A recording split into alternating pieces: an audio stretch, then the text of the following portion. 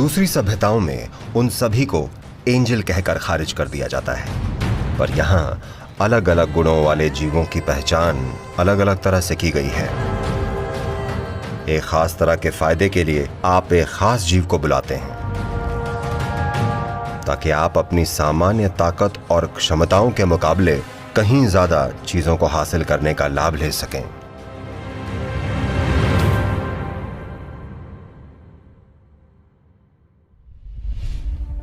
इस परंपरा में हमारे पास कई तरह के जीव हैं। उन सबको उनके गुणों के आधार पर एक पहचान दी गई है। यहाँ इंसान हैं और फिर पशु प्रजाति और वो सब चीजें हैं जो आप अपने आसपास देख सकते हैं। फिर वो जीव हैं जिन्हें आप देख नहीं सकते, वो जीव जिन्हें हम भूत प्रेत की श्रेणी में रखते हैं। अन्य जीव हैं जिन्हें हम यक्ष कहते हैं, और हैं जिन्हें हम गंधर्व कहते हैं, और देव हैं।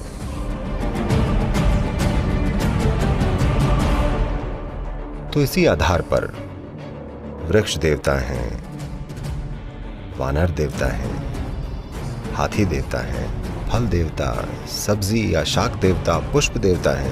हर चीज के लिए एक देवता है। Is this all figment of imagination? No, it is. Everything is happening because of certain forces. क्या ये सब कपोल कल्पना है? नहीं, ये सब कुछ किन्हीं शक्तियों के कारण हो रहा है। उन्होंने इन शक्तियों को पहचान कर उनको मूर्त रूप दिया और उन तक पहुंचने का एक तरीका बनाया। तो ये यज्ञ कुछ शक्तियों तक पहुंचने की प्रक्रिया थे ताकि आप अपनी सामान्य ताकत और क्षमताओं के मुकाबले कहीं ज्यादा चीजों को हासिल करने का लाभ ले सकें। यज्ञ शब्द को ट्रांसलेट करके सैक्रिफाइस बोला जाता है। तो आप इंग्लिश शब्द सैक्रिफाइस को आप हमेशा ऐसे समझेंगे, मानो किसी चीज के लिए या बस ऐसे ही कुछ छोड़ रहे हो। ये सैक्रिफाइस है ना? किसी चीज के लिए कुछ छोड़ना तो व्यापार है, ऐसे ही कुछ छोड़ देना सैक्रिफाइस है।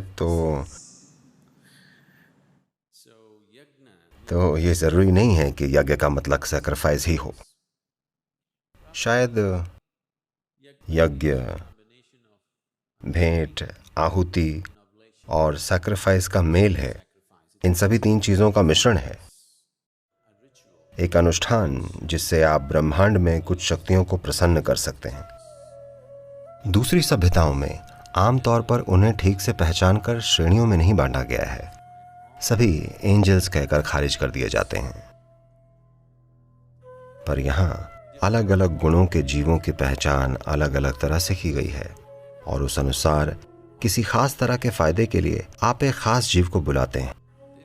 इसके पीछे एक पूरी प्रक्रिया और विज्ञान है। आज भी लोग इन यागों और यज्ञों का इस्तेमाल कर रहे हैं। आमतौर पर कई सारे लोगों के लिए शायद ये कारगर नहीं होगा क्योंकि ये ठीक से नहीं किया जा रहा है जैसे होना चाहिए। फिर भी बहुतों के लिए यह काम करता है। ऐसे बहुत सारे लोग हैं जिन्हें इन चीजों से बड़ा फायदा मिला है। लोग एक खास तरह से यागों और यज्ञों का इस्तेमाल करके भौतिक संसार में जो करना चाहते हैं उसे प्राप्त कर लेते हैं। भले ही वो कोई फर्क नहीं पड़ता कि कितने भी पढ़े लिखे हों और कितनी भी आजादी की बात करते हों, पर आज भी भारतीय नए घर में जाना चाहें तो पहले याग और यज्ञ करेंगे।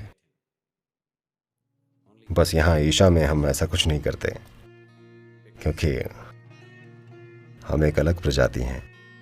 अगर आप चेतना और ऊर्जा के खास स्तर पर हैं तो आप जो कुछ भी करते हैं वो यज्ञ है। आपको अलग से अनुष्ठान करने की जरूरत नहीं है, आपके जीने का तरीका ही यज्ञ है। तो यज्ञ अलग अलग तरह के हैं।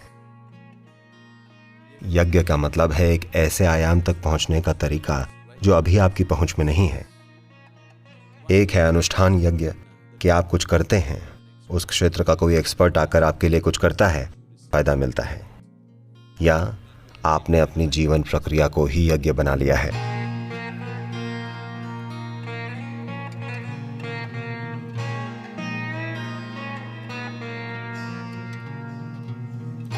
Now you sit in the morning and you're doing your Shakti Chalana Kriya or your Shambhavi Mahamudra. This is an internal yajna. तो आप सुबह बैठकर शक्ति चलन क्रिया या शांभवी महामुद्रा करते हैं, ये आंतरिक यज्ञ है। अगर वे ऐसे हो जाएं, तो 99% बिना कुछ किए ही इसका लाभ उठाएंगे। एक आदमी आम का पेड़ लगाता है, 100 लोग उसे खा सकते हैं। एक पेड़ से जो आता है उसे एक आदमी नहीं खा सकता, इसे खाने के लिए 100 लोग चाहिए होते हैं। तो इसी तरह अगर आपने अपनी जीवन प्रक्रिया को ही यज्ञ बना लिया, अगर आपने अपनी जीवन प्रक्रिया को ही समर्पण बना लिया है, तो इसमें से हजारों लोग पोषित हो सकते हैं। आप देखते होंगे साधारण महिलाएं, उन्होंने अपने जीवन को उनके आसपास रहने वाले लोगों के लिए पूरी तरह समर्पित कर दिया है। वो बस खाना बनाती हैं, परोसती हैं। उन्होंने अपने बारे में कभी सोचा ही नहीं, मेरा क्या, ये कभी सोचा ही नहीं। वो अपने आप में संत की तरह हैं।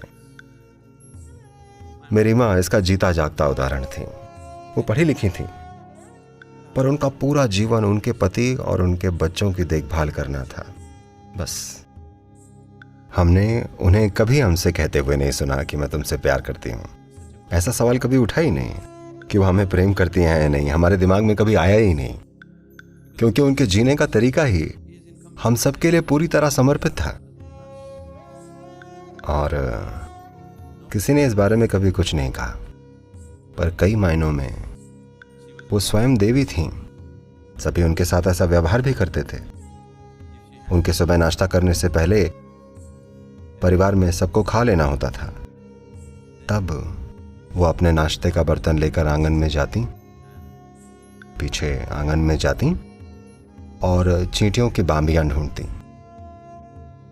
मतलब चींटियों का घर, सारी चींटियों को खिलाती और तभी खुद खाती। आज की मानसिकता के लोग शायद सोचेंगे, चींटियों को खाना क्या बकवास है, कीटनाशक छिड़क दो, है ना। अगर चींटियों ने घर में आकर उनके बच्चों को काटा तो उन्होंने भी वही किया, पर कहीं ना कहीं उन्हें इस चीज का आभास था कि चींटियों को धरती पर रहने का उतना ही हक है जितना उन्हें खुद, और बस वो छोटा सा समर्पण, सब कुछ एक सैक्रिफाइस है, सब कुछ एक यज्ञ है।